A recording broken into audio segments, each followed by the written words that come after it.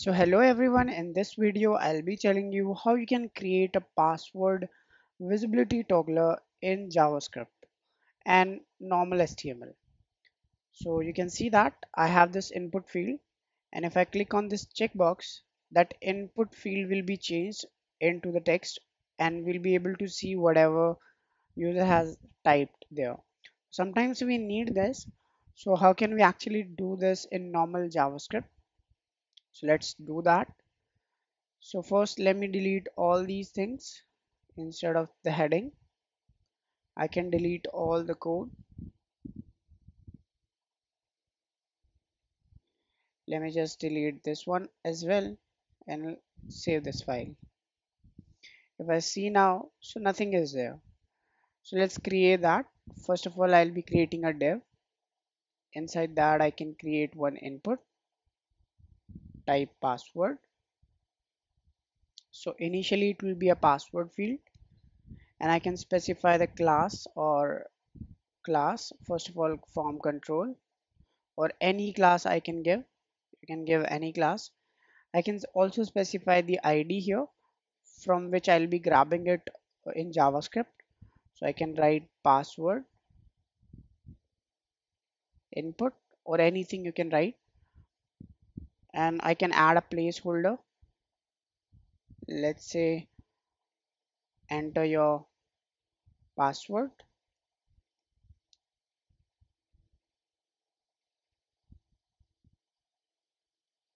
Let me just make it into a new line. Now I can close it.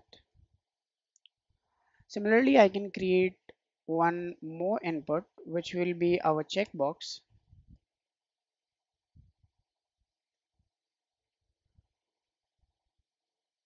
on which we can add a check.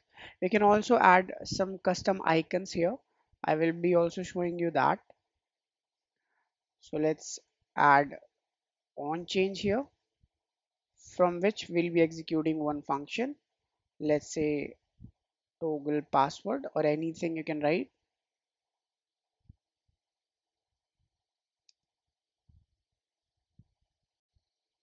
And after that I can create one label that says show password.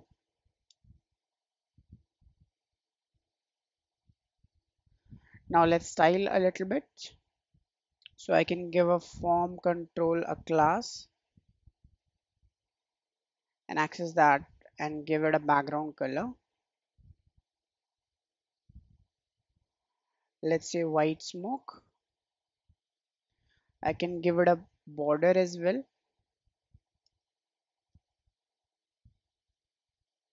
Light gray. I can give it a padding of 10 pixel. Let's say I'm giving it a margin as well. And that's it, I think. Let me just save this and see what happens now in the HTML. You see that our basic things are created, but our checkbox is not working. It is not showing that. So let's do this. So for that, you just need to create this function in normal internal JavaScript. You can add a script tag here. So you can write some JavaScript in the HTML, or you can create some separate file if you want. So I'll be not creating that because it's just a small code you have to write. In here, I can first grab the item of my input type password. So I can grab input field or password field. You can write anything. I can grab it document.get element by ID. This is the DOM function we'll be using to grab that. And in here, I can get the item with this ID, which is password input. So I can specify the ID here, which is password input. After that, I have to check whether this field is having the password field or the type equals to password or not. So if it is having a password field, let's say the type of this password like of this type of input type is password, then we'll be changing that to something else. Let's write this dot. I can change the type into text, so it will be input type text. So if it is an input type password, then we'll be changing the type to input type text, that we are doing in this if condition. Otherwise, if it is not an input type password, so we are actually toggling it, that's why. So if it is a type input type text, then it will get changed back into the password field, that we'll be doing in this field, like in this section. In here I can specify that it is input type password. So first, if I click on this, then it will go to this function, and then it will grab this input field and it will check if the type is password. So initially at the first time it will be input type password, then it will fall inside this block of code, and then it will change the type to text, then it will be visible, then whatever we'll be writing, that will be visible, because only in input type password it is not visible, but input type text and in other things it is visible. So it will do that, it will change the type to input type text instead of this password, and we'll be able to see the password. And if we click on that, or if we uncheck that input type checkbox, then it will go back to this function again, and now it will not fall in this field because it is not input type password, now it is input type text. So it will fall inside this else condition, and it will change that to again password, then we'll not be able to see the password. So this is the basic functionality of this function actually. Let's see that in the action. So if I write anything, so that is password, that's why it is not visible. If I click on this, so it will be visible now, and if I click on that again, so it is not visible. Similarly, I can add a font or some icons instead of that. We just need to change the font or some icons classes. So in here we can do that. So for that I actually need some icons, so I can add images as well if I want, but I'll not be doing that. Let's add some icons from font or some icons.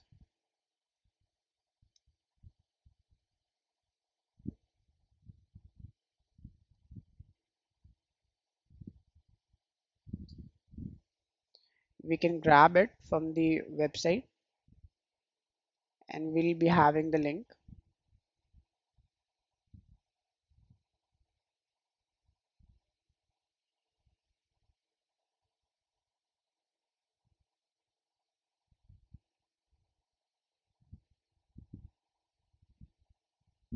So this is the link, I can grab it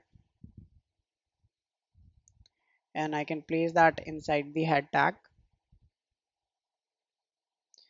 and now I can go back to the cheat sheet.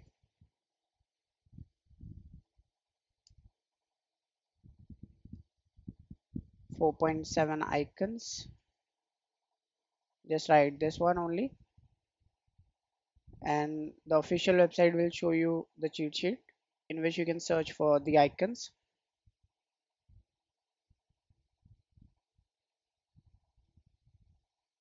So in here I can write the icon name.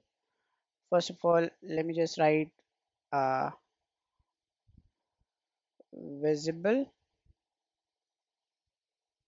So for the visible there will be an eye icon, so that will be grabbing. Let's write eye.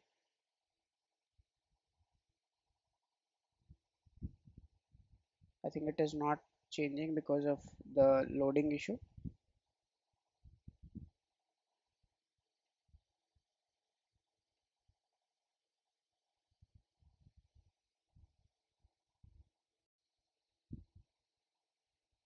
Okay, I have to check that. I think this one we have to grab I slash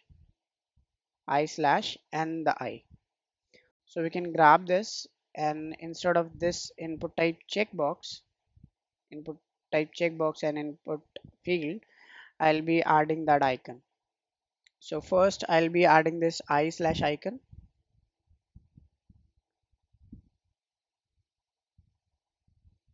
So that shows it is not visible right now. Yeah, in that I can add one on click handler, and I can execute the function which is toggle password. And now I can also add the class here or the ID here. So to grab this one as well, let's say icon. I can grab the icon by document dot get element by ID. Inside that I can specify the icon ID. Now when there is input type password, at that time the icon will be this one, far I slash. Then we don't want this icon. Instead we want to change the class. So that's why we'll be removing this class from the element. So icon dot remove, or let me just add class list here. So I can add class as far I. That's it.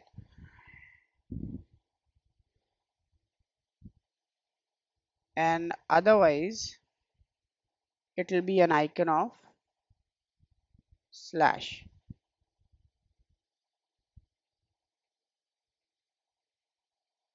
Let me just add remove here first, and then we have to add actually.